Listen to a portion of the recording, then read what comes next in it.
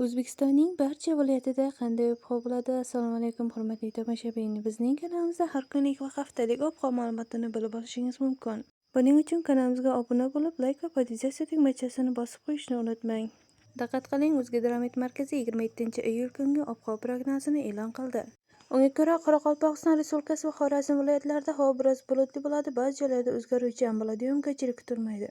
Harorat kechasi 20-25 daraja, kunduzi 32-37 daraja bo'ladi. Buxoro, Navoiy viloyatlarida ba'zi joylarda bulutli, ba'zi joylarda o'zgaruvchan bo'ladi, yog'ingarchilik kutilmaydi. Shamol shaxta 7-12 metr/sekund tezlikda esadi.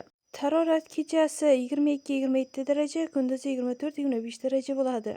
Toshkent, Sirdaryo, Jizzax, Samarqand viloyatlarida havo biroz bulutli bo'ladi, ba'zi joylarda o'zgaruvchan bo'ladi. Ayrim joylarda qisqa muddatli yomg'ir yog'ishi ham mumkin.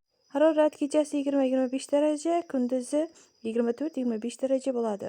Qashqadaryo va Surxondaryo viloyatlarida havo biroz bulutli, ba'zi joylarda o'zgaruvchan bo'ladi, yog'ingarchilik kutilmaydi. Shamol shaxta 7-12 metr/sekund tezlikda esadi. Harorat kechasi 23-28 daraja, kunduzi 39-44 daraja bo'ladi. Andijon, Namangan, Farg'ona viloyatlarida havo biroz bulutli bo'ladi, ba'zi joylarda o'zgaruvchan bo'ladi. Shamol shaxtan 5-10 metr/sekund tezlikda esadi. Harorat kechasi 20-25 daraja, kunduzi 24